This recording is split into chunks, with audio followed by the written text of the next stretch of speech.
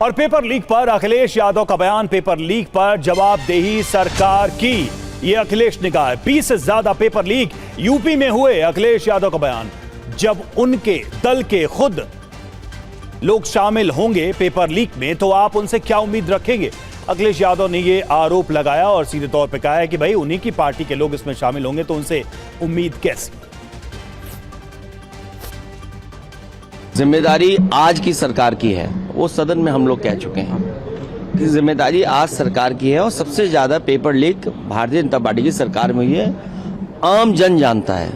और उसी की वजह से इतनी बड़ी संख्या में युवा नौजवान यहाँ पर दिल्ली में इकट्ठे हुए थे। बिल तो संशोधन हुआ है, जो पहले बिल था उस बिल जो उस पहले जो कानून था उस कानून में कितने लोगों को पकड़ा इन्होंने?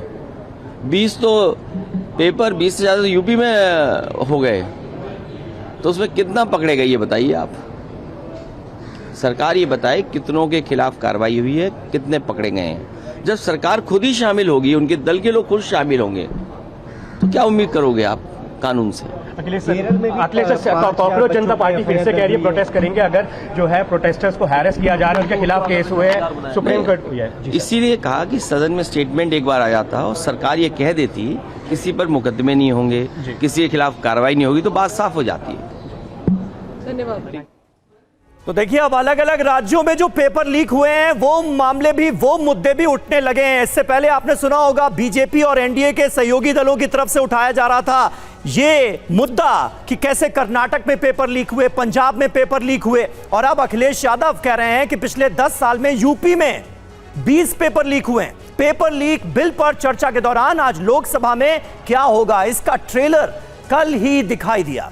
सुनिए कैसे बिल पर प्रियंका गांधी ने सवाल उठाए और बीजेपी सांसद अनुराग ठाकुर ने जवाब क्या दिया। संसद में विपक्ष को दोषी ठहराने से, खोखले राजनीतिक खेल खेलने से काम नहीं चलेगा। आप जेन जी का भरोसा वापस जीतना चाहते हैं तो नए नए एंगल से, अपने फोन से नए नए वीडियो बनाने से नहीं होगा।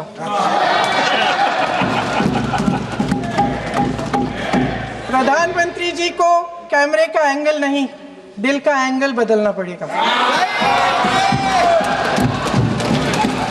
ये जेनरेशन जागरूक है, समझता है, झूठ पहचानने की उसकी अपार क्षमता है। इनका दिल और दिमाग जीतने के लिए आपको सच्चाई पर उतरना पड़ेगा। आपके शासन के चलते इस नौजवान पीढ़ी के साथ घोर अन्याय हुआ है, बर्बरता हुई है।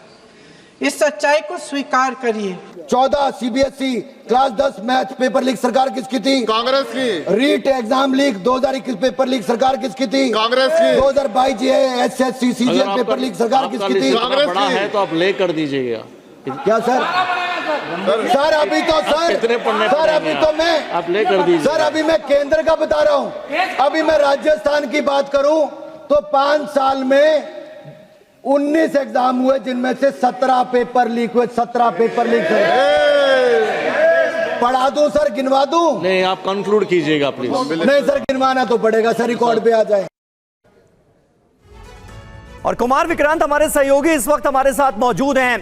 कुमार, कल हमने देखा प्रियंका गांधी ने किस तरह से सरकार को घेरने की कोशिश की, अनुराग ठाकुर उसका जवाब देते हुए नजर आए। आज लीडर ऑफ ऑपोजिशन, नेता प्रतिपक्ष राहुल गांधी 12:30 बजे बोलेंगे। क्या रणनीति कांग्रेस पार्टी की और पूरे इंडिया ब्लॉक की नजर आ रही है आज की चर्चा को लेकर? जी, अपना सवाल दोहराएंगे? कुमार, आज रणनीति क्या नजर आ रही है कांग्रेस पार्टी और पूरे इंडिया ब्लॉक की चर्चा को लेकर? देखिए, इंडिया ब्लॉक की सूत्रों के हवाले से जो हमारे पास जानकारी है वो ये है कि दोनों सदनों में गृह मंत्री सदन में आओ, ये नारे लगाए जाएंगे, क्योंकि इंडिया ब्लॉक का ये मानना है कि जिस तरीके से पैलेट गन का मामला हो या AK-47 चलाने का मामला हो या फिर लाठीचार्ज का मामला हो, इन मामलों पर सरकार की ओर से अभी तक कोई जवाब नहीं आया है। ऐसे में गृह मंत्री सदन में आओ की मांग की जाएगी दोनों सदनों में, और राहुल गांधी 12:30 बजे के करीब लोकसभा में पक्ष रखेंगे और इन सभी मुद्दों को एक बार फिर उठाएंगे। और राज्यसभा की जहां तक बात है तो ये गृह मंत्री सदन में आओ का वहां भी मांग की जाएगी, और वंदे मातरम बिल पर चर्चा होने की संभावना बहुत कम है। लेकिन जब लोकसभा से पास होकर के पेपर लीक का बिल राज्यसभा में जाएगा तो उस पर चर्चा होने की संभावना बनी हुई है। जी, और शुक्रिया कुमार आपका इस जानकारी के लिए। बिल्कुल। और विक्रांत हमें जानकारी दे रहे थे कि ऑपोजिशन की क्या रणनीति रहने वाली है आज की चर्चा के दौरान, कैसे सरकार को घेरने की कोशिश होगी। बिल्कुल समीर सर, उम्मीद क्या की जा सकती है? राहुल गांधी क्या कह सकते हैं? क्योंकि इसमें दो बातें, एक तरफ तो हम ये देख रहे हैं कि आरोप प्रत्यारोप लग रहा है, किसके राज्य में, किसकी सरकार में, कितनी बार, कहां, कैसे पेपर लीक हुआ, और दूसरा एक मुद्दा था रिफॉर्म का, इस बिल को लेकर चर्चा का, क्या लूप होल्स हैं और क्या प्रस्ताव विपक्ष की तरफ से सुधार के हो सकते हैं, उस पर कम ही बहस या उस पर कम ही जिरह होती दिखाई दे रही है। निश्चित रूप से मुझे लगता है Rahul Gandhi leader of opposition है और मुझे लगता है कि कल कांग्रेस की तरफ से बोलने की शुरुआत उनको करना चाहिए थी, लेकिन कल प्रियंका गांधी बोली, आज राहुल गांधी बोलेंगे। अब सबसे बड़ा प्रश्न है कि राहुल गांधी किस भाषा में बोलेंगे, क्या हिंदी में भाषण देंगे या अंग्रेजी में देंगे, क्योंकि जब वो हिंदी में बोलते हैं तो शब्दों का चयन शायद वो नहीं कर पाते और बवाल होता है, कहना कुछ चाहते हैं, कह कुछ छोड़ देते हैं। अंग्रेजी में वो ज़्यादा कंफर्टेबल अपने आप को फील करते हैं। मुझे लगता है कि राहुल गांधी का ऐसा कोई भाषण नहीं होता है पार्लियामेंट के अंदर जिसपे सत्ता पक्ष आपत्ति न करे, बवाल न मचे जिसको लेकर, और कल प्रियंका गांधी के भाषण को भी लेकर भी सत्ता पक्ष जिस तरीके से आपत्ति की थी कि उन्होंने जिस तरीके से प्रहलाद जोशी के लिए जिक्र किया था, तो निश्चित रूप से मुझे लगता है कि राहुल गांधी के बयान में भी ऐसा कुछ रहेगा और राहुल गांधी कोशिश करेंगे बताने की युवाओं को कि वो युवाओं के साथ है और उन्होंने ये जो पूरा कॉकरोच जनता पार्टी का जो प्रोटेस्ट जंतर मंतर पर हुआ था, उस मुद्दे को लोकसभा में अंदर उन्होंने उठाया, उन्होंने सरकार से जवाब मांगा, वो खुद प्रधानमंत्री का घेराव करने उनके घर तक गए। तो मुझे लगता है कि राहुल गांधी बताएंगे कि वो युवाओं के साथ है।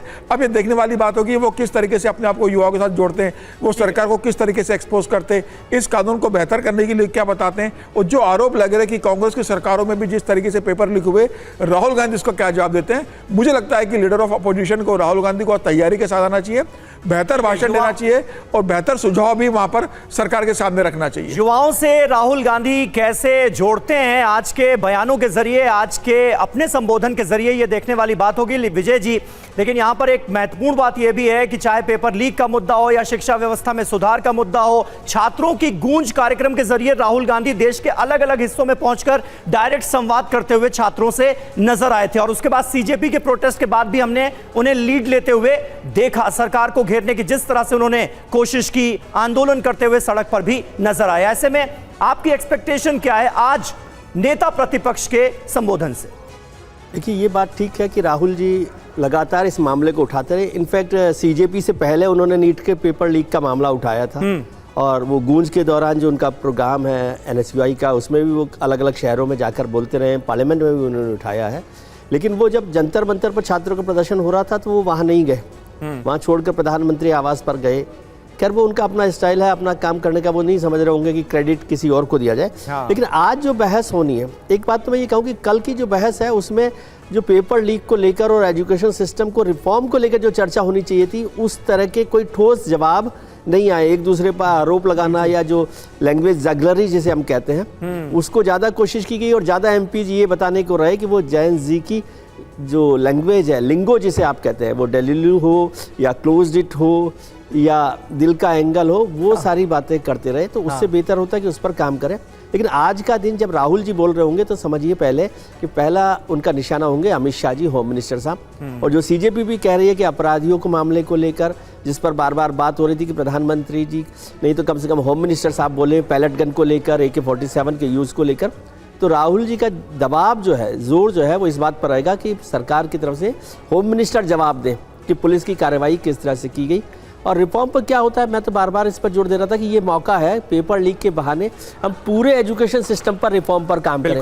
लेकिन बहस में तो अभी पेपर लीक पर भी चर्चा उस तरह से नहीं हुई है। और ये याद रखिए कि 2 साल के भीतर एक बिल को आपको संशोधन के लिए लाना पड़ा हो, इससे ही समझ में आता है कि संसद के अंदर उस पर कितनी गंभीरता से बहस हुई। बिल्कुल, बल्कि देश ये सुनना चाहेगा कि इस बिल में और क्या जोड़ा या घटाया जा सकता है जिससे जो एग्जामिनेशंस हैं, परीक्षाएं हैं, उनको और ज़्यादा अच्छे तरीके से किया जा सके, लीक प्रूफ एक तरीके से किया जा सके।